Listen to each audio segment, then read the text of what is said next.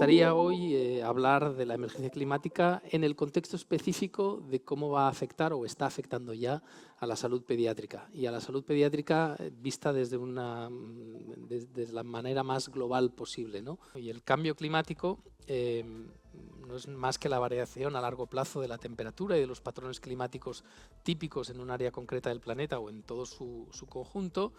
Y estos cambios, que se han exacerbado más recientemente en los últimos años, afectan de forma global, rápida y exponencial al conjunto del planeta y suponen una amenaza sin precedentes para la humanidad. Y el cambio climático tiene muchas ramificaciones y hoy nos centraremos un poco en el impacto que tiene en la salud de los humanos y en particular en la salud de los más pequeños, de los niños. Hay cambios que ya se han producido y que ya serán difíciles de modificar, pero sí que podemos ralentizar muchos de los problemas que estamos visualizando a tiempo real, ¿no? Pero para eso tenemos que evidentemente actuar y eso es, existe una voluntad política, pero existe poca traslación de esa voluntad en actos concretos. ¿Cuáles son algunas de las consecuencias actuales de esta emergencia climática? Los desastres naturales, que ya he mencionado antes. Estos desastres en muchos casos tienen implicaciones en desplazamientos masivos poblacionales. Tenemos aparición de epidemias, de enfermedades infecciosas principalmente, y luego falta de recursos básicos, ¿no? Falta de agua, falta de alimentos, falta de refugio. Estos son consecuencias palpables de lo que está pasando ya a día de hoy. Y una cosa que no tenemos claro y que como director de un instituto de salud global me toca recalcar o resaltar es que los países más pobres son los que sufrirán más. Y eso es una paradoja terrible y veremos el porqué. Pero el cambio climático no afectará de la misma manera a todos los países del mundo. Ahora estamos por primera vez en mucho tiempo a riesgo de revertir muchos de los enormes logros alcanzados en el último medio siglo en cuanto a desigualdades en nuestro planeta. Sabemos que a día de hoy aproximadamente un tercio de la población mundial, de esos 8.000 millones de personas que vivimos en este planeta, ya vive en una situación de pobreza, pero estamos a riesgo de aumentar estos números de forma muy significativa, ¿no? Y solo en los próximos 5 o 6 años se espera que 100 millones de personas adicionales pueden caer en una situación de pobreza extrema y hasta 200 millones se tengan que desplazar a causa de desastres climáticos. Y de seguir con el escenario ambiental actual, dentro de tan solo 3 décadas, más de 3.000 millones de personas se encontrarían en dichas condiciones. Pero vemos una paradoja clarísima y una injusticia flagrante, ¿no? Los países de bajos ingresos son los que menos emisiones mundiales producen, se calcula que producen alrededor de un 10%, pero siguen siendo los más vulnerables a sufrir las consecuencias. Y dentro de los que van a sufrir las consecuencias, y ya centrándonos en el área de salud humana, los niños son los más vulnerables. ¿Y cómo puede afectar el cambio climático a la salud de los niños? Ya has mencionado antes que los niños menores de 5 años sufrirán casi el 90% de toda la carga de enfermedad atribuible al cambio climático. Eso es muy gordo, eso es una cifra que nos debería hacer reflexionar, ¿no? Y hay una serie de motivos por los cuales los niños son más vulnerables, ¿no? Primero, por los años acumulados de exposición, de alta exposición, ¿no? Un niño que ha nacido hace pocos años ya ha nacido en unas condiciones adversas y ha sido toda su vida expuesto a estas condiciones adversas, ¿no? Hay una serie de ventanas de vulnerabilidad fisiológica que se exacerban durante la infancia y por lo tanto esos ya de por sí son más vulnerables. La dieta y los patrones de comportamiento son diferentes en la infancia que en los adultos y hay una cosa muy importante que es la dependencia de los adultos cuidadores, ¿no? El niño no se sabe defender solo frente a las amenazas que el cambio climático conlleva y depende de las acciones que sus cuidadores tengan con ello.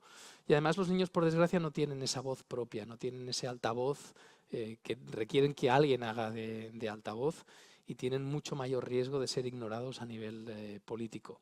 Y por lo tanto tenemos que insistir y seguir haciendo de altavoz para que se quede claro que los niños son los que más vulnerables van a ser. Y si miramos las causas de muerte, y esta es una gráfica que explica las causas de muerte en menores de 5 años a nivel global, tenemos muchísimas causas que predominan en los países de baja renta, pero lo que les quisiera hacer notar es que la malnutrición, esa consecuencia principal de los cambios climáticos en la salud humana en los niños, afecta de forma transversal a muchas de estas causas de muerte. Por lo tanto, eso va a ser una causa indirecta, el aumento de la malnutrición, que va a tener consecuencias en muchas de las otras causas directas de mortalidad infantil. Y después de esta charla algo catastrofista, me gustaría también dar un mensaje de optimismo, que existen cosas que se pueden hacer, ¿no? Y lo primero es ser conscientes y actuar y ser proactivos, ¿no? Esta es una publicación que hicimos con el Hospital Sant Joan de Déu, que tiene esta revista que se llama Faros, en el que hicimos una publicación monográfica de 300 páginas sobre el ambiente y su impacto en la salud materno-infantil, intentando anticipar a qué nos estábamos enfrentando y cómo podíamos enfrentarnos, ¿no? Y esta publicación acaba con un decálogo para promover la salud medioambiental materno-infantil, con una serie de recomendaciones que pueden parecer algo pueriles, pero que van desde las medidas individuales a las medidas más comunitarias, de cosas sencillas y consejos sencillos que tienen que ver con el agua, con la ventilación, con tomar conciencia, con qué hacer específicamente durante el embarazo, y demostrando que los pequeños cambios son poderosos y pueden tener mucho impacto, y fomentando esa frase que viene de muchos años atrás, que utilizábamos ya en el mundo de la cooperación internacional, de pensar globalmente pero actuar localmente, ¿no? ¿Cómo pueden contribuir los países más desarrollados a mejorar los sistemas de salud de los países más empobrecidos y, por lo tanto, más vulnerables ante las epidemias de enfermedades infecciosas?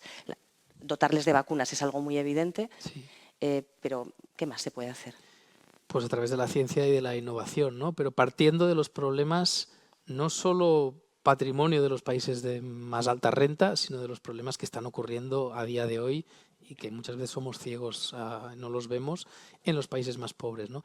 Nosotros en nuestra institución hacemos mucha investigación, pero intentamos partir muchas veces del problema en el entorno geográfico determinado, ¿no?